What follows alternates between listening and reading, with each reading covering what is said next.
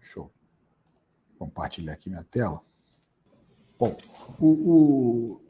esse evento aqui, então, como eu disse, é uma realização do MSA Advogados, em parceria com a Múltipla Consultoria e também com o Clube Naval, com a Cabena e com o Clube Naval. Né? Vários clientes da Múltipla, vários clientes da MSA estão aqui nos acompanhando e vários associados do Clube Naval também acompanhando aqui conosco. Além desses, seguramente há aqueles que não são clientes, que são leitores das nossas newsletters, são do nosso blog. Então, se quem tiver interesse, acessa lá tanto o site da Múltipla quanto o site da MSA e você vai ter acesso a notícias e, enfim, vídeos, tem vídeos sobre temas diversos, palestras, bastante interessante, um material bastante rico que a gente vem produzindo já há muito tempo. Então, já entrando aí no tema do planejamento patrimonial, uma primeira questão que se coloca o que exatamente se configura como um planejamento patrimonial?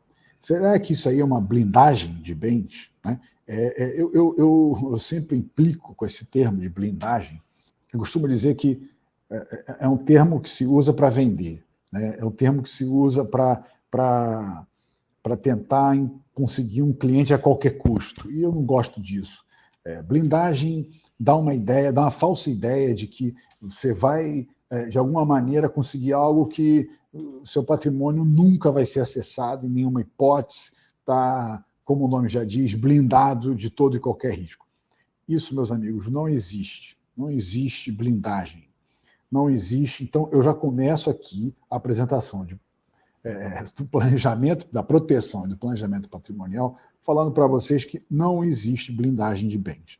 Não existe um planejamento que seja 100% eficaz para te afastar qualquer risco do seu patrimônio. Não existe. O que existe, claro, graus de proteção, né? Existem graus de proteção do seu patrimônio, e junto a isso, graus de sofisticação da sua estrutura patrimonial, que eles podem estar mais acessíveis ou menos acessíveis aos riscos diversos que o patrimônio de qualquer um está sempre, enfim, sujeito. Então, claro que e essa é outra questão também, à medida que a sofisticação vai ficando cada vez mais robusta, rebuscada, ela vai ficando mais cara. Né? Então, a gente vai falar isso mais à frente, mas quando se faz um planejamento patrimonial, a primeira providência a primeira reflexão que se faz qual é o meu risco, qual é o risco que eu estarei sujeito no futuro, que eu posso estar sujeito no futuro, qual é o meu patrimônio hoje e o que é razoável em termos de proteção, o que é razoável de investimento em termos de proteção patrimonial, porque também não tem sentido eu ter uma estrutura que vai comer no lugar de proteger meu patrimônio, ela come pedaço do meu patrimônio, porque ela é tão cara de manter que meu patrimônio começa a reduzir para que eu consiga deixar essa estrutura em pé. Aí não tem sentido nenhum isso. Uma outra questão isso é uma preocupação, a gente escuta muito isso também, quando muitos falam, não, isso aí é preocupação para quem tem dinheiro, para milionário, ou então é preocupação para idoso, preocupação para quem já planejamento, sobretudo quando fala em planejamento sucessório, né? É preocupação para quem está perto de morrer. Nada disso. Pelo contrário, quanto mais cedo você começar seu planejamento, mais barato ele fica. Né? Para dar um exemplo muito rápido, se você resolve fazer um planejamento patrimonial com alguns imóveis e você vai colocar esses imóveis dentro de uma estrutura, por exemplo, de uma holding ou de qualquer outro tipo de estrutura, você vai pagar imposto de transmissão. Se você já tivesse pensado nisso antes de adquirir os imóveis, você já comprava em nome da holding ou do fundo, enfim, da estrutura que você fez, evitando de pagar esse imposto de transmissão e duplicidade. Então, isso é um exemplo, né? Fora outras questões. Eu quero botar minha família, eu quero fazer um planejamento sucessório. se você já fizer com antecedência, não vai precisar doar cotas ou ações lá na frente, não vai precisar fazer outros movimentos, que a gente vai falar também mais daqui a pouco, mas, enfim, porque você começou antes, porque você já foi planejando. À medida que seu patrimônio foi crescendo, ele já foi crescendo dentro da estrutura. Então, não é verdade que isso só é para quem já tem certa idade ou para quem está com muito dinheiro.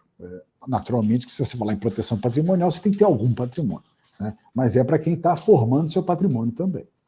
Qual é o objetivo do planejamento patrimonial? O objetivo de todo planejamento patrimonial é você separar o risco do teu patrimônio. Então, até se você olhar aqui na nossa figurinha, né, eu tenho... O objetivo, então, é colocar o risco de um lado, né, e o patrimônio do outro. E quando eu falo isso, não estou falando... Eu posso fazer isso aqui de diversas maneiras, a gente vai falar aqui de algumas. Eu posso botar várias camadas entre o risco e o titular e outras várias camadas entre o titular e o patrimônio. Eu posso botar uma camada fora do Brasil, entre o titular e o patrimônio, ou entre o titular e o risco. Em geral, a gente faz isso com patrimônio. Eu posso fazer aqui o céu é o limite, né? E, claro, o céu e o orçamento também. O orçamento é sempre o limite.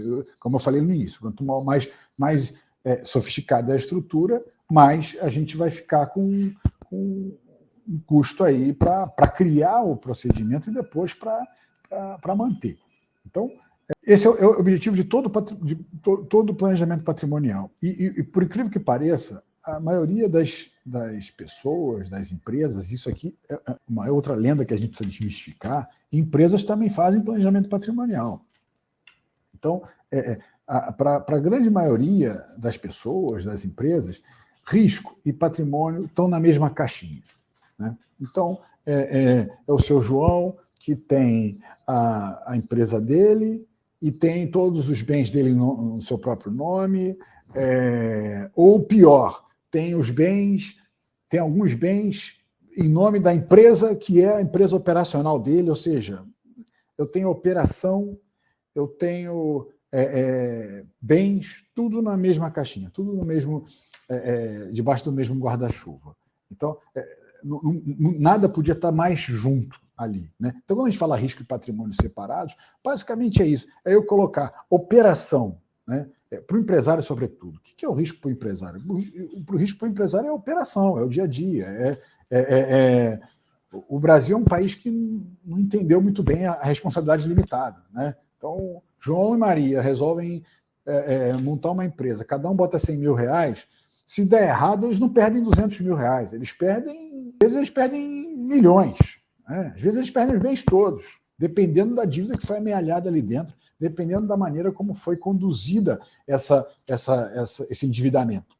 O objetivo, então, é isso, é você, como eu falei, deixar todo esse tipo de risco, e aqui os riscos, a gente vou falar aqui mais na frente, não é só a empresa, né? Então, a gente já pode passar aqui para alguns tipos de riscos. Aqui eu já estou falando de risco operacional, né? Quando eu falo aqui de risco operacional, eu estou falando do... É isso aí, é o risco da empresa, é o risco... às vezes é um médico que ele tem lá uma atividade dele, não tem nem empresa, está fazendo na pessoa física, mas ele tem lá riscos, pode ser processado por qualquer pessoa, às vezes, enfim, bem intencionado ou não, pode vir a sofrer ações de todo tipo, e outras questões aí que não necessariamente são riscos. Então, estamos falando aí, se você tem um casamento e você tem um regime de bens de separação, ou tem um regime de bens de comunhão, se você tem mais de um casamento, como é que você administra isso? Como é que ficam os bens nessa história toda? Ou então, uma empresa, como eu falei, a proteção patrimonial não se restringe a uma pessoa física. Então, uma empresa que tem lá, eventualmente, seus sócios e tem patrimônio, e ela quer proteger seu patrimônio, às vezes, da morte de um sócio, né? E quando a gente fala de proteção patrimonial, de planejamento patrimonial, entra isso também. Entra a gente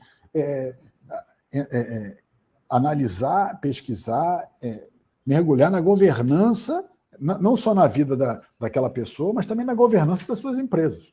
Então, acontece muito aqui com a gente, quando vai assessorar, às vezes, empresas familiares, holdings familiares, e ali você tem, às vezes, um determinado número de sócios fundadores, e a preocupação muito grande é, se morre alguém, né, herdeiro entra ou não entra, se entra com que poderes, quem está na operação tem poder de vedar o herdeiro ou não, e eventuais divórcios, porque o Código de Processo Civil atual ele prevê que uma das causas, inclusive, de uma dissolução parcial da sociedade é a ação promovida por um cônjuge, né? Por um cônjuge em uma separação que queira liquidar os haveres daquele sócio que está extinguindo lá o seu casamento. Então, você imagina um casamento influenciando o dia a dia de uma sociedade empresarial. É algo que, enfim, ninguém quer, obviamente, existem maneiras de se preparar para isso.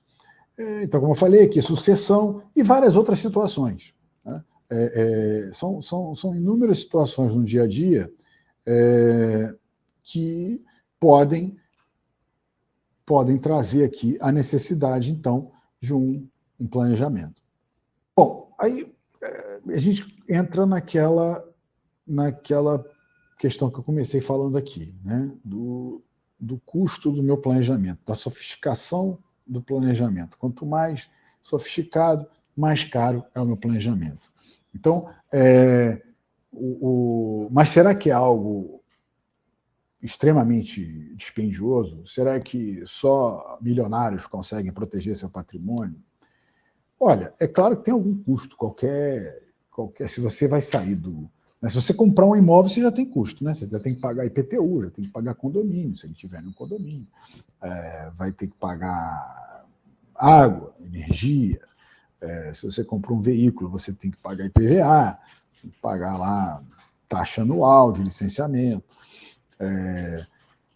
O único o único patrimônio que geralmente não dá custo é o dinheiro no banco, né? E mesmo assim, se tiverem uma renda fixa lá que gere alguma coisa acima da inflação, porque senão até você tem lá um custo de oportunidade que você vai perdendo também. Então, é claro que proteger o patrimônio tem algum custo.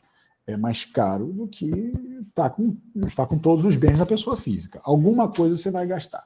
Até porque a estrutura vai gerar alguma despesa mensal, nem que seja, eu tenho uma empresinha patrimonial que minha família e meus bens estão ali dentro. Você vai precisar de uma contabilidade, você vai ter que pagar lá um contador para fazer essa tua contabilidade. Ainda que seja uma empresa sem movimento nenhum, você vai pagar lá alguma coisa, lá 200, 300, 400, meio salário mínimo por mês.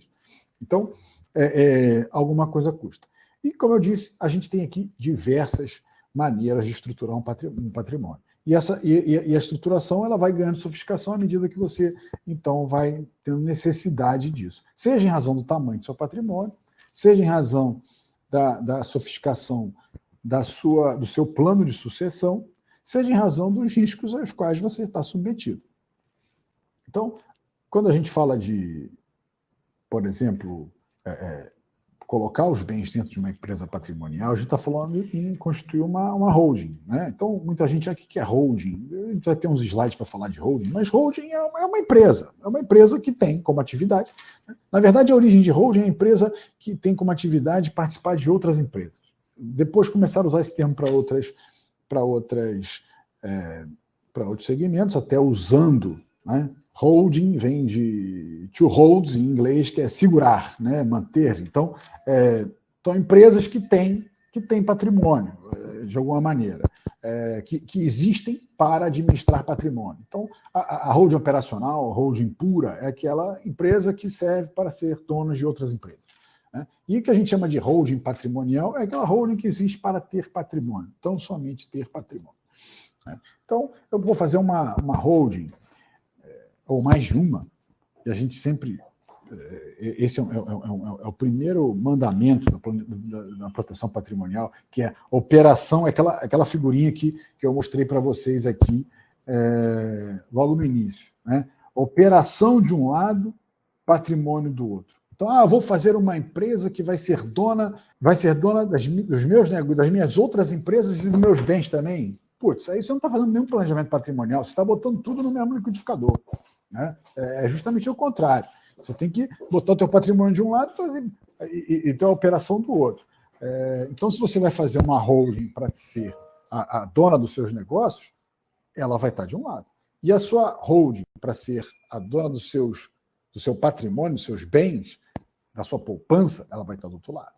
Né? Então, se eu vou construir uma holding tão somente para patrimônio, é uma empresa brasileira aqui que você vai gastar, vai gastar algum dinheiro para levantar essa empresa, naturalmente você vai fazer uma análise de quais os bens que valem a pena entrar. Se você não quiser fazer nada, pede aí um despachante fazer uma empresa, eu vou sair colocando tudo dentro, todos os meus bens daqui para frente, eu vou comprar e vou colocar lá dentro. Não aconselho fazer só isso. Tá? Não aconselho fazer só isso. Mas porque tem uma série de questões que você tem que ver aí nesse meio do caminho. Quais são as cláusulas contratuais, se você vai ter prever questões de sucessão, como é que você vai passar esses bens para dentro da sua empresa, tributação disso, planejar a parte tributária, uma série de questões. Mas, enfim, você já leu muito, você já está sabendo tudo, vai pedir lá um contador para abrir para você uma empresa e fazer a contabilidade dela. Olha, você vai gastar muito pouco. Vai gastar muito pouco, vai gastar o preço de abrir uma empresa aí, um despachante, e o valor mensal, uma contabilidade. Né? Agora, não, poxa, eu quero contratar um advogado que vai fazer essas análises todas, ele vai gastar algumas horas, aí já começa, você vai ter já um valor de setup, você vai ter um custo inicial para fazer essa análise, e depois, aí o custo mensal é parecido, né? Se for só uma empresa, o custo mensal é parecido, você vai gastar lá o honorário mensal do contador. Aí digamos que você quer fazer uma estrutura melhor. Não, poxa, eu acho que eu vou botar aqui, em vez de uma holding patrimonial só, eu vou botar uma patrimonial aqui, mas eu vou botar uma empresa lá fora que é dona dessa patrimonial aqui. E aí eu não tenho nenhuma ligação direta com meus bens, minha ligação está lá fora. Você já está aumentando um pouco a estrutura. Né? Uma empresa lá fora, você já vai custar aí, já gasta um pouquinho mais. Você vai gastar aí uns $3.000 para montar e depois você gasta uns $1.500, $2.000 para manter. Mais o custo da empresa aqui de dentro. Aí você entende, não, peraí, mas acho que eu quero ter duas lá fora. E também estou dando mais sofisticação, porque aí eu sou dono da empresa A lá fora, que é dona da empresa B lá fora, que é dona da minha patrimonial aqui no Brasil. E aí não tem ligação nenhuma, porque eu sou dono da A e meu patrimônio aqui pertence a B lá fora. A ligação tá no exterior.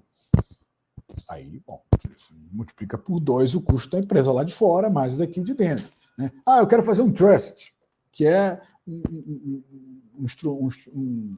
veículo mais sofisticado, que não existe no Brasil, por isso que o nome é inglês, porque só existe lá fora, que é um fundo, no final do dia é um fundo, onde o dinheiro fica todo lá e o fundo tem seus beneficiários. Então, há quem coloque todo o seu patrimônio num fundo, que não tem dono, né, e ele passa a ficar como beneficiário, não mais como dono do patrimônio. Né? É uma estrutura bastante sofisticada, só existe lá fora, como eu falei, e aí já começa a aumentar um pouco mais o custo, porque se uma empresa lá fora você consegue, que te custa aí $2.000 por ano, um trust vai te custar a partir de uns $10.000. Né? E isso tudo também depende de onde vai ser a empresa. Estou falando $2.000, uma empresa nas Ilhas Virgens Britânicas, no Panamá. Se você for para Luxemburgo, já é um pouco mais caro. Você já começa a gastar 5, 10, dependendo, Malta, na Europa. Alguns planejamentos que envolvem questões internacionais, já talvez uma BVI aqui, Ilhas Virgens Britânicas, não resolva. Talvez você tenha que ir para algum país da jurisdição europeia, como Luxemburgo ou Malta, porque eventualmente você tem bens em Portugal, por exemplo. Né? E aí esses países já tributam muito se você tiver uma empresa de fora dona de bens lá dentro. Então, isso já não funciona para a Europa. Aí você tem que achar um país da comunidade europeia que tenha lá suas isenções tributárias e tal, mas que sejam aceitos pelos outros membros da comunidade europeia. Então, como eu falei, e aí vai aumentando a sua. Né? Aí não, eu vou fazer fundos, eu vou botar meu dinheiro em fundos, eu não vou botar em holdings, vou botar em fundos de investimento. E aí, basicamente, usamos dois, são fundos de investimentos imobiliários e fundos de investimentos em participações, né? Então, o de imobiliário você coloca imóvel, de participação você coloca empresa, cotas ou ações. Bom, fundo já, para manter mensalmente um fundo aí, você gasta uns 20 mil reais por mês. Tá? Então, o fundo tem a vantagem que ele não tem tributação nas atividades dele. A gente vai falar, tem um slide para falar de fundo mais à frente, mas o fundo não tem tributação nas atividades dele, então se você vai alugar imóveis, por exemplo, você está lá dentro do fundo, você está recebendo os aluguéis, não está pagando nada, e só vai pagar o dia que tirar o dinheiro lá de dentro. Então, você não paga nada, o fundo não paga nada, ele fica ali dentro, o dinheiro fica girando ali dentro sem pagar nenhum tributo, e aí, como você não paga nada, você não reduz o valor do dinheiro que está girando, você, na verdade, está fazendo mais dinheiro em cima de dinheiro, né? Se você tem aquela tributação periódica, no aluguel mensalmente, no investimento financeiro você tem aquele come-cotas semestral, né? Num fundo fechado não tem nada disso. Então não tem come-cotas e não tem a tributação mensal. Então você só vai pagar quando tirar o dinheiro lá de dentro, né? Essa é a grande vantagem no fundo. Mas para isso você tem que ter um patrimônio razoável que justifique, né, o giro dele, justifique o custo da administração mensal do fundo. E aí, outros planejamentos, dentro do planejamento, a gente vai fazer. Tem doações no planejamento, tem usufruto. Bom, se tiver doações, eu tenho imposto de transmissão para pagar, imposto ITCMD, que é imposto de transmissão e causa-morte e doação. Se eu vou transferir imóveis no meu planejamento, já tem ITBI. Então, além de gastar lá para constituir a holding, eu tenho que pagar ITBI, tenho que pagar imposto, vou pagar registro em cartório de registro de imóveis, e por aí vai. Né? Por aí vai. Governança, como eu falei aqui no início, governança são o regramento, os instrumentos que vão definir o dia a dia da empresa. Então, no lugar de pegar aquele contrato social modelão, não, peraí, vamos pensar no documento, vamos fazer, uma SA, é uma limitada, vamos pensar nas cláusulas do estatuto da SSA ou do contrato social da limitada, vamos fazer um acordo de cotistas ou de acionistas, vamos fazer de uma maneira que fique mais estruturada, já pensando quando entrar herdeiros. Bom, isso aí são os instrumentos de governança que um advogado vai fazer para você e vai te cobrar para isso. Né? A gente aqui, quando faz isso, cobra por hora para os clientes. Então, qual é o custo para fazer o meu planejamento? Não sei, a gente tem que ver. Geralmente a gente passa um valor hora e dependendo e analisa a sua necessidade, os seus documentos e tal, e aí passa uma estimativa de horas. Então, assim, em geral é isso, meus amigos. O custo pode ir do 3 mil reais para montar um negócio a infinito, dependendo do tamanho do patrimônio, dependendo do que vai se fazer, dependendo se vai ter movimentação de imóveis, se não vai ter, esse tipo de coisa. Então, agora eu começo a falar aqui, tá? Eu vou começar a falar de cada um desses tópicos aqui, vamos entrar nos detalhes de cada um deles. Quando eu falo em doações, durante muito tempo, o planejamento preferido das pessoas era doei meus bens para os meus filhos e com reserva de usufruto. Né? Esse era o planejamento que a maioria fazia. Olha, não deixa de ser um planejamento, né? Mas vai ficar fazendo isso a vida inteira. Quando quiser vender um imóvel, como é que faz? Chama o filho para assinar a escritura. Quando comprar outro imóvel, aí vai doar para o filho de novo. Aí se não doar para o filho, não, aí posso comprar outro imóvel, o filho já compra no nome dele. Tá bom, aí o filho compra no nome dele. Só que se o filho for casado, quando ele comprar, comunica com a esposa do filho. Aí já não pode comprar. Então, peraí, então vou ter que comprar eu para doar para o filho de novo. Enfim, é um negócio extremamente complicado que hoje em dia pouca gente usa isso. Quando alguém fala isso para mim, eu falo, olha, achar besteira, a não ser que você tenha um imóvel, vou doar um imóvel para o meu filho mesmo, porque vai ficar para ele, depois eu não quero. Aí é outra história. Mas, em geral, o que você faz se você quer doar alguma coisa, né, e isso funciona, faz parte dos planejamentos, em geral, você ter doações aí, você doa a cota da empresa que você montou, né, da holding que você montou, ou as ações da holding que você montou. E aí você grava o usufruto da cota ou da ação. É possível fazer isso. Né? Então, os bens ficam lá dentro. Você criou uma empresa, uma caixinha que vai gerar, que ela tem bens, e ela vai gerar mais renda. Né? Então, você doou as cotas daquela empresa, com usufruto para você. Então, ou seja, você é o administrador, você recebe os lucros, o teu filho só é dono. Ele só vai botar a mão naquilo quando morrer, igual o imóvel. Só que a diferença é o seguinte, porque a diferença é que você pode comprar, vender imóvel, comprar em nome da empresa, porque não vai ter, na matrícula do imóvel não vai ter nada registrado de doação, usufruto, nada disso. Por quê? Porque o imóvel é da empresa XPTO. E a doação está nas cotas da empresa ou nas ações da empresa. Né? Então, é muito mais fácil de trabalhar e você gasta uma vez só, porque depois você vai fazer tudo ali dentro e não tem que ficar fazendo novas doações. Né? O imposto de doação, quando você faz qualquer doação, você tem aqui o ITCMD. O imposto de doação no Rio, ele varia, ele tem uma alíquota variável que vai de 4% a 8%, dependendo do valor doado. Né? Até R$70 mil por operação, na operação de doação, se eu não me engano, é 4%, a partir daí começa a subir, e chegando a 8% no teto. Em São Paulo é 4%. A alíquota máxima é 8%. Né? O Rio de Janeiro, como não podia ficar atrás, sempre usando as maiores alíquotas, no ICMS, no ITCMD. Então, no Rio de Janeiro, a gente pode ir até a última alíquota, que é 8%, e nos outros estados varia. São Paulo, por exemplo, é 4%, Minas, se não me engano, é 4% também, e por aí vai. O que eu falei aqui, de você doar cotas, ou então já comprar um imóvel em nome do filho, isso tudo aqui, se a gente vai fazer uma doação e vai pagar o ITCMD, é uma análise que se faz, claro. Será que tem como eu fugir desse TCMD? Tem como eu planejar de maneira que eu não pague esse TCMD? Tem. Né? Tem. Você imagina que eu tenho aqui uma empresa, ela gera rendimento, ela gera resultados, e aí, se eu vou doá-la para o meu filho, eu vou pagar esse TCMD. Agora, se eu vender para ele, não tem ITCMD, e nem TBI. Se eu vendo um imóvel, tem TBI, mas se eu vendo uma empresa, não tem TBI. É outra vantagem você comprar os imóveis na empresa, porque você movimenta lá em cima as cotas sem ter que ficar pagando imposto a cada operação.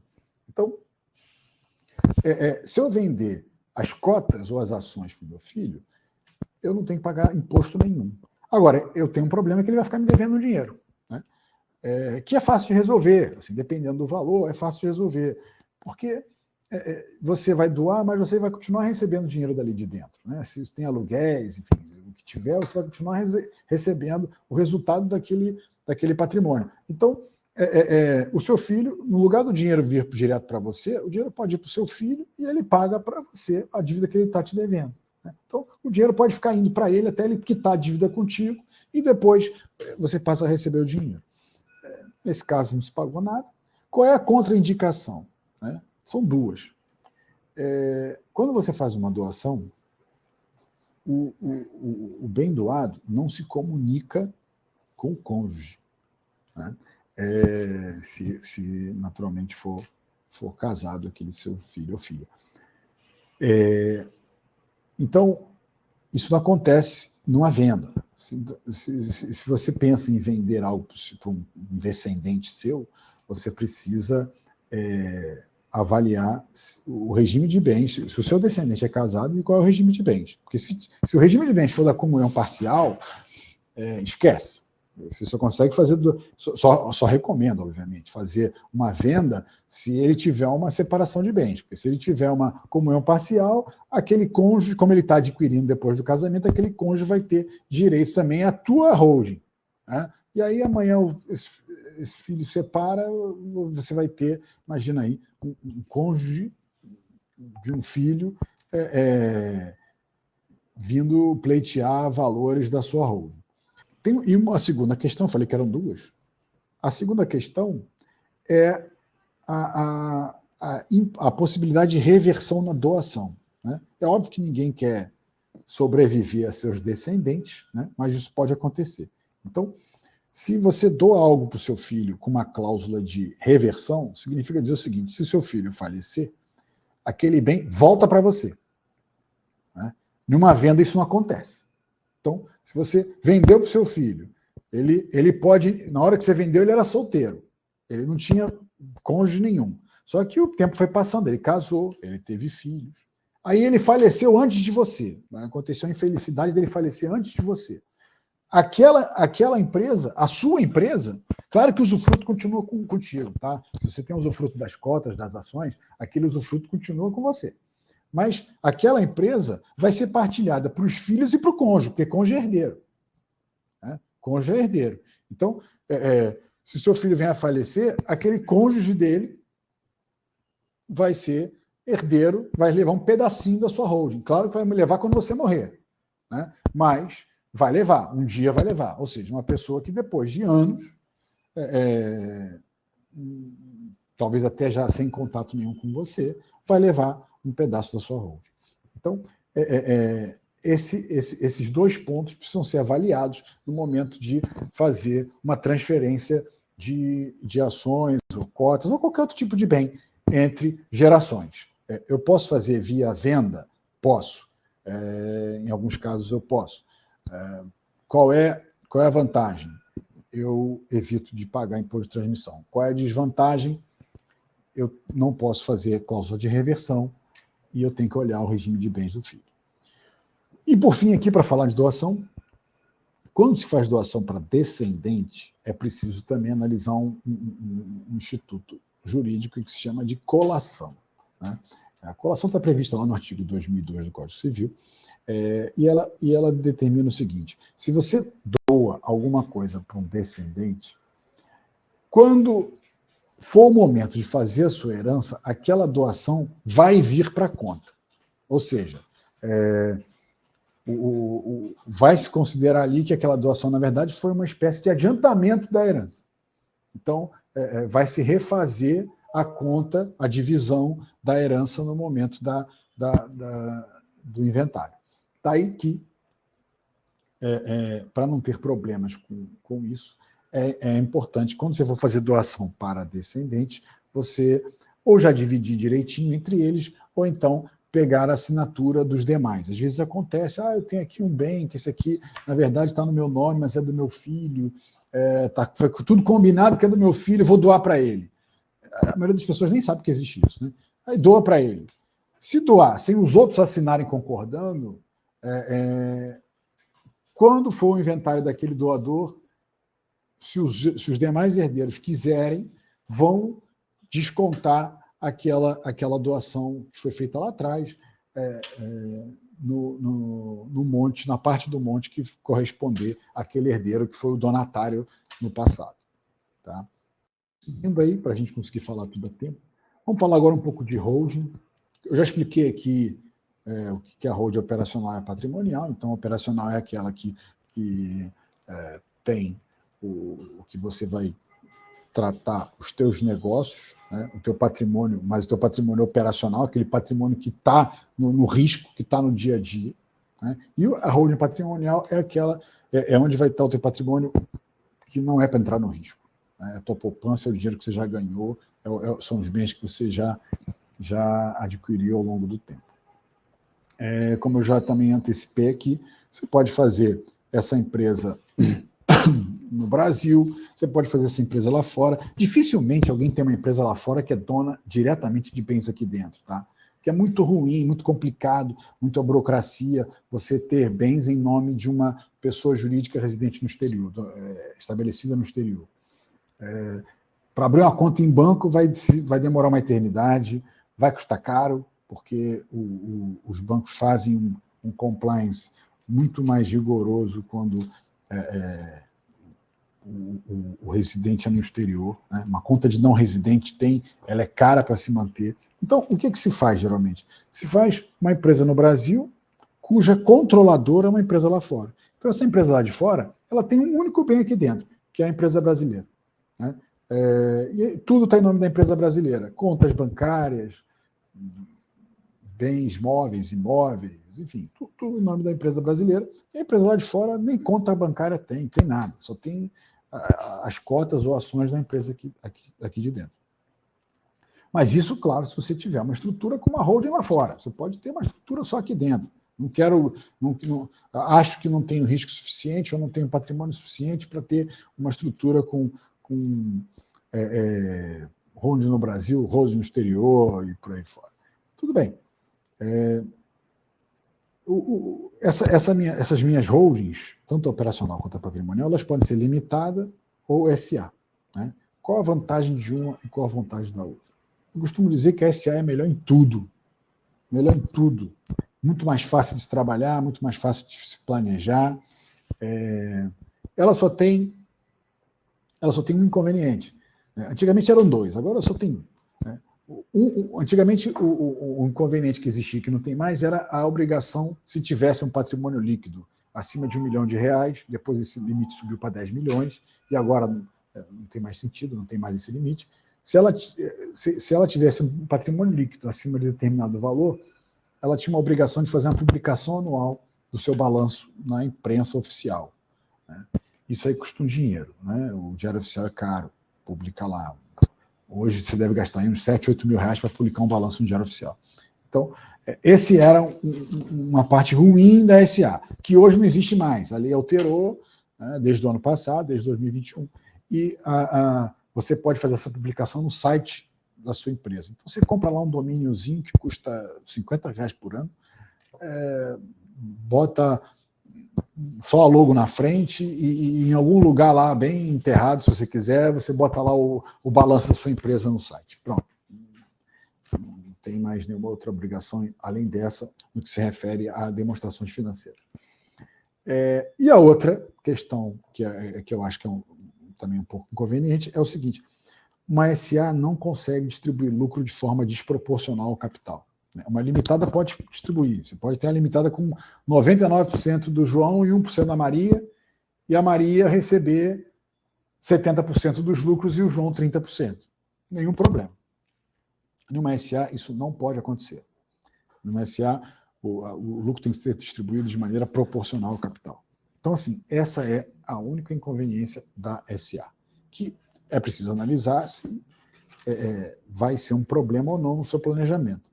Por outro lado, a SA é muito mais fácil de você redigir os documentos. A SA é muito mais fácil de você também proteger os acionistas, porque, diferentemente de uma limitada, que tem lá o seu contrato social e o nome e endereço de todos os acionistas no contrato social, de todos os cotistas no contrato social, se você vai alterar o contrato, tem que ter uma alteração daquele contrato social. Se sai um cotista, se entra outro, um sócio entra outro, tem que ter uma alteração daquele contrato social e tudo isso registrado na junta comercial. Qualquer um entra aqui e tira uma certidão na hora. Numa SA não tem nada disso. Numa SA você não tem informação de acionista no estatuto social. Quando muito vai ter um acionista lá na lista de presença, só está o nome dele, não está nem a qualificação. Se quiser pode ter até um nome abreviado. Não tem se você faz uma venda de ações de um acionista para o outro, ou de um acionista para um terceiro, não tem que alterar nada. Você faz um livro de ações, é um documento que é interno da companhia. Pode ser até em papel, pode até escrever ali no livro, botar a data, está alterado. Tá? As ações que eram do José foram para a Maria, e está tudo resolvido. Então, é muito mais fácil de trabalhar uma SA. Né? É mais reservada, os acionistas... Hoje, se eu pegar aqui, né, qualquer pessoa já deve ter feito isso aí, pega seu nome e digita aí seu nome todo e bota consulta sócio, alguma coisa na linha, ou só bota seu nome todo. Tem vários sites que vão aparecer com todas as empresas que você faz parte. Né? Se você estiver numa SA, isso não tem como acontecer. Porque o CNPJ é uma informação pública, qualquer um digita o CNPJ da sua empresa no site da Receita Federal e aparece lá quem são os sócios. Numa SA aparece o diretor, não aparece os acionistas. A única informação que aparece é da diretoria. Então, se você pode ser um acionista com 99%, o diretor é o José, quando botarem lá o CNPJ, ou digitarem seu nome, não vai aparecer nada. Né? Então, a SCA é muito melhor por causa disso. Bom, aí, quem vai fazer parte da sua holding? Né? Vão fazer parte, os filhos fazem parte, não fazem parte? Aí entra aquela história toda que a gente falou aqui também. Qual é o regime de bens dos filhos? Outra coisa que eu sempre coloco, olha, você vai e doa para o filho, maravilha. Agora, quem tem que tomar cuidado também com o risco do filho, né? Porque se o filho começar a arrumar dívida, daqui a pouco está piorando os bens do filho. Óbvio que se alguém piorar as ações ou cotas da sua holding, não vai poder fazer nada enquanto tiver usufruto em seu nome. Mas depois disso, já muda. Já muda. Aquele credor já vai poder liquidar aquelas ações ou aquelas cotas quando for extinto o usufruto. Então, vão entrar os filhos, não vão entrar os filhos, entra cônjuge, não entra cônjuge, e vão entrar como? Doando, cedendo, vendendo. Tudo isso eu vou, aí é que eu falo, né? Fazer aquele modelão e fazer minha holding, tá bom, você vai deixar de fora um monte de coisa. Então, tudo isso, no momento de estruturar meu patrimônio, de fazer os instrumentos todos de governança das minhas empresas, ou seja, o contrato social, se for limitado, o estatuto social, se for uma SA, o acordo de cotistas ou de acionistas, né? Eu posso fazer isso. Tanto o estatuto quanto o contrato social são públicos, ficam lá na junta comercial, qualquer um tira uma certidão. Um acordo de acionistas ou de cotistas, ele não precisa de registro para ter validade. Então, são normas complementares ao pactuado entre os sócios ou acionistas, vinculam votos, ou seja, o que a gente combinar ali, todos têm que cumprir depois, né? Valem como uma cláusula de um contrato, e não são públicos, valem entre as partes. Né? Ali eu posso colocar regras de sucessão, ali eu posso colocar regras de valuation da empresa em caso de morte, em caso de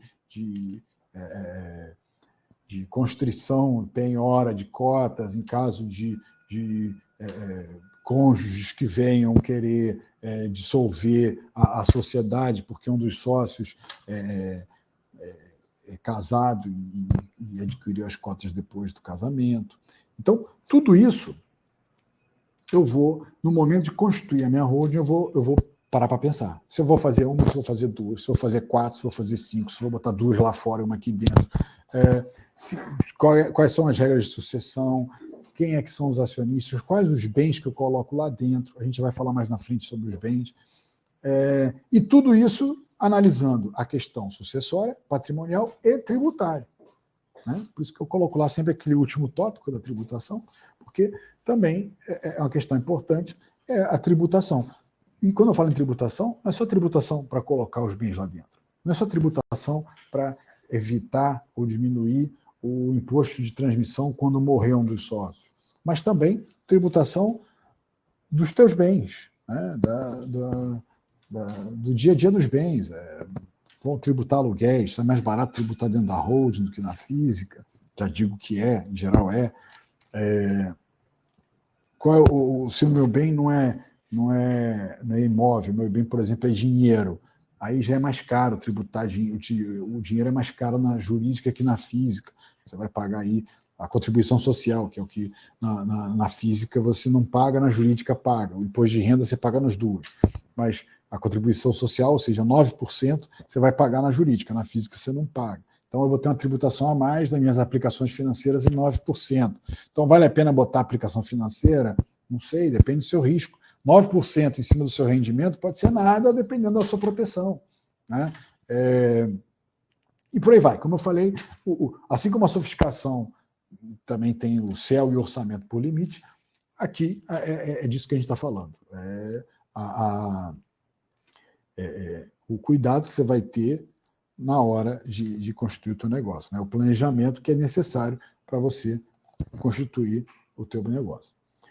Em relação à integralização dos bens, tem uma discussão aí também que vale a gente abordar, que é quanto ao ITBI na hora de levar os bens para dentro da empresa. A Constituição Federal, lá no seu artigo 156, parágrafo 2º, ela traz como regra geral a isenção de ITBI na integralização de bens para uma pessoa jurídica. Tá? Então, isso aí muita gente já sabe. Quando a gente faz um planejamento e calcula o ITBI, aí tem sempre alguém, não, mas, poxa, disseram que não paga, tem sempre o disseram, né? O disseram, aquele cunhado que, pô, escutou na festa, o sujeito que falou. Tal. Repara a parte final aqui, né? Repara a parte final aqui da regra. Então, ele fala que não incide o imposto nas operações de transmissões de bens em razão de fusão, incorporação, cisão e extinção de pessoa jurídica, salvo se, nesses casos, a atividade preponderante for a compra e venda desses bens ou a locação desses bens. Então, assim, uma holding patrimonial ela serve para quê? Comprar, vender e alugar os imóveis, né? Administrar os imóveis. Então, é justamente a exceção do parágrafo 2º do artigo 156. Então, regra geral, quando você integraliza bens para uma holding, não paga. Mas, se for uma holding patrimonial, paga. A regra geral é paga. Repare que ele fala atividade preponderante. Aí entra o planejamento. Né? Atividade preponderante, segundo lá o artigo 37 do Código Tributário Nacional, ela se verifica de duas maneiras. Se é uma empresa que já existe, olhando o retrospecto de 2 anos para trás da operação e 2 anos para frente. Então, se a atividade preponderante vai ser aquela com maior faturamento. E se for uma empresa nova, é 3 anos para frente. Ora, eu posso ter uma empresa que tem uma atividade de compra e venda de bens e uma outra atividade qualquer. Se ela tiver o faturamento nessa outra atividade qualquer maior que o faturamento da compra, venda e administração de bens, pronto, a atividade preponderante dela já não é de holding. E ela já vai ter isenção do ITBI. Aí você fala, poxa, Marco, mas você falou para mim que era para ter operação de um lado e bens do outro. É verdade. Por isso que nem sempre dá para fazer. Aí você tem que analisar. Bom, peraí, será que vale a pena eu pegar uma atividadezinha que não tenha risco nenhum e botar nessa holding, pelo menos nos 3 primeiros anos? Porque aí eu consigo um faturamentozinho pequeno em cima de um aluguel que não é muito grande. Olha aí a vantagem de você fazer, quanto mais cedo você fazer o planejamento, talvez mais barato saia. Então, eu boto lá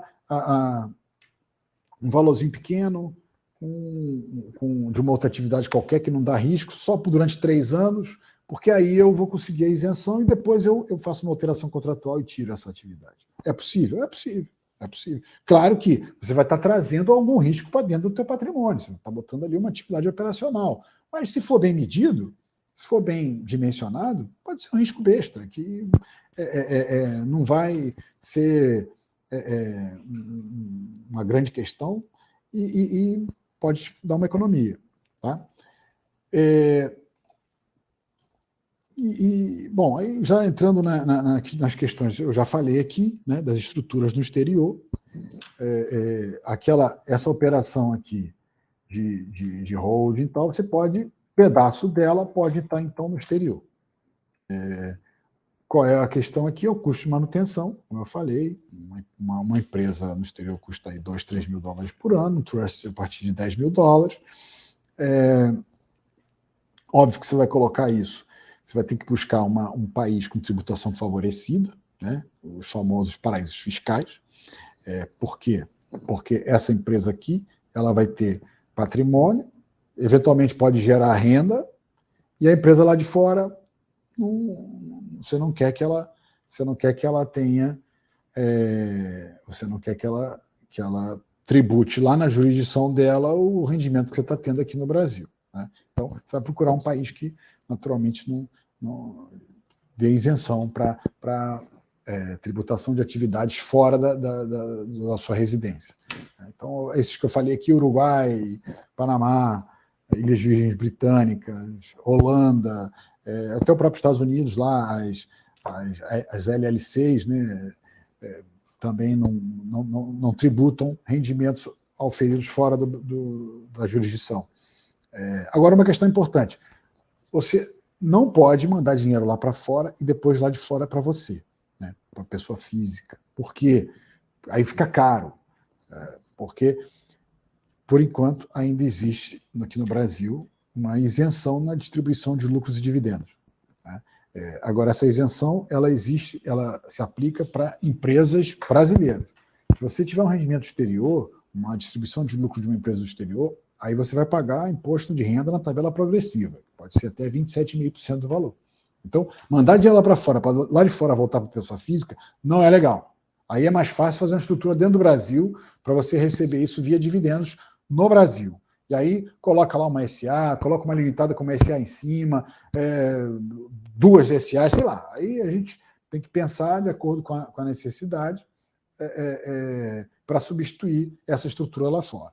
Ou fica como uma cotinha da empresa, uma empresa limitada aqui, o restante uma empresa lá de fora, e como pode, na limitada, distribuir desproporcional, escoa a distribuição pela cota, enfim, diversas estruturas e caminhos existem aí para você não só proteger seu patrimônio, mas também não se matar de pagar imposto, porque ninguém quer pagar imposto sem necessidade. Óbvio que tudo dentro da legalidade, né? A gente também não propõe nenhuma feitiçaria.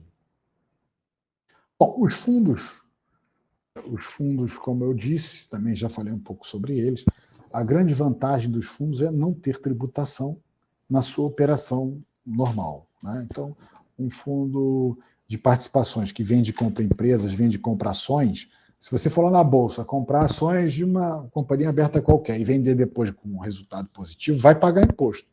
Um fundo de participações, um FIP, não paga.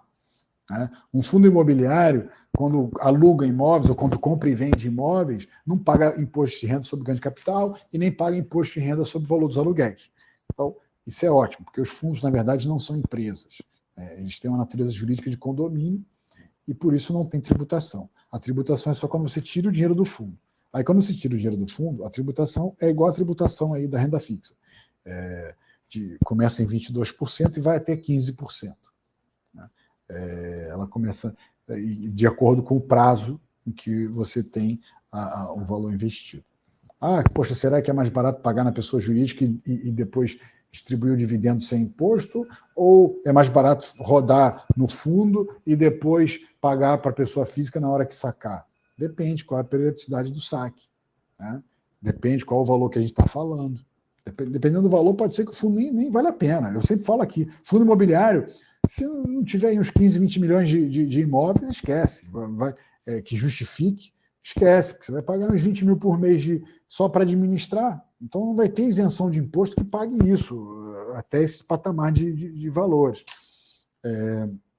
O fundo de participações parecido, dependendo de como você está fazendo a operação de trading, né? E quão bom é você também tradando aí no dia a dia. Bom, e aqui para finalizar dentro do nosso horário, eu vou falar aqui sobre algumas situações judiciais comuns e como é que se comporta a estrutura em geral, né? Como é que se comporta a estrutura de proteção patrimonial para esses momentos críticos aí da vida de qualquer um. Como eu falei, existe possibilidade de penhorar cotas ou ações, tá? Existe essa possibilidade.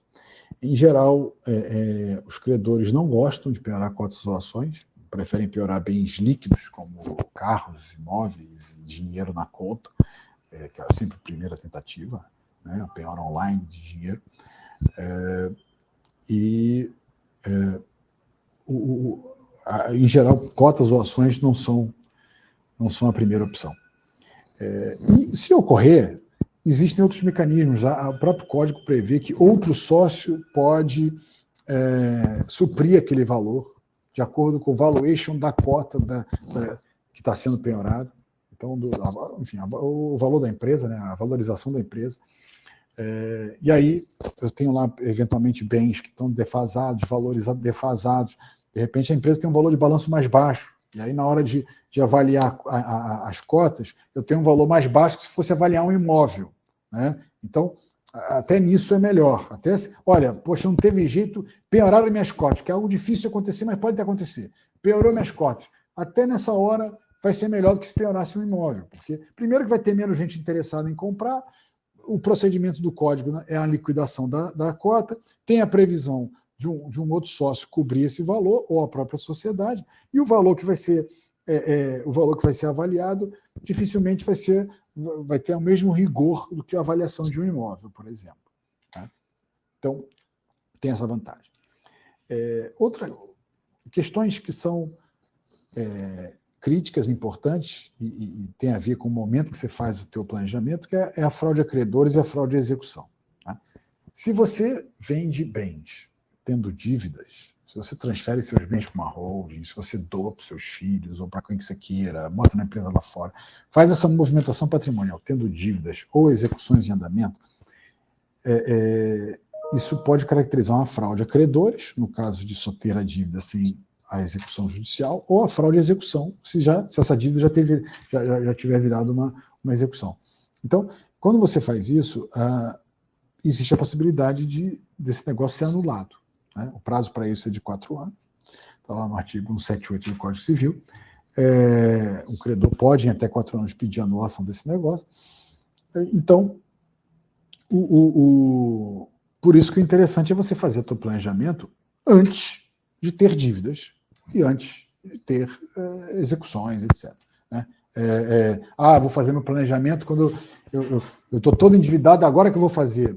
Pode ser tarde. Né? Não que não tenha solução, não que não se possa mitigar alguma coisa, mas seria melhor se fosse feito antes. Tá? Na justiça também é possível a desconsideração da personalidade jurídica, né? E eu posso ter desconsideração de 2 maneiras. Né? A desconsideração, eu desconsidero a pessoa jurídica para ir nos bens do sócio, e posso também fazer a desconsideração da pessoa jurídica para a dívida do sócio ir nos bens da empresa, que é a chamada desconsideração reversa. Então, mas para acontecer a desconsideração da pessoa jurídica, tem que existir uma fraude. Né? Então, muita gente tem, olha, eu tenho uma empresa que está endividada, está com problema lá, minha empresa, e eu tenho também a minha holding na minha família. Pode a dívida da minha empresa operacional penhorar um bem da minha holding? Olha, não. Regra geral, não. Tá? Só vai acontecer se ficar caracterizado uma fraude ou uma confusão patrimonial. Olha, poxa, saía dinheiro da operação e ia direto para a holding.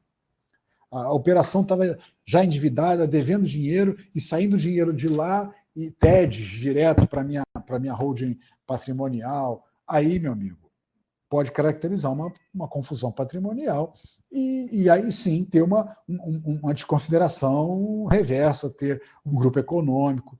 Você tem esse risco. Então, o cuidado não é só na hora de constituir o negócio. Né? O cuidado é também durante a condução. Então, não só você tem que contratar profissionais de nível para criar o teu planejamento, para te ajudar com isso, mas também, durante o dia a dia dos teus negócios, você precisa contar lá com profissionais bem formados, bem informados, para não deixar você fazer um negócio desse. Né? Porque se fizer, você pode estar jogando fora todo o trabalho que você teve em planejar seu patrimônio. E, por fim, no Brasil, nós temos um negócio que é o bem de família. Né? Esse é talvez um dos melhores planejamentos que tem, só que só vale para um bem, né? Que é um bem residencial.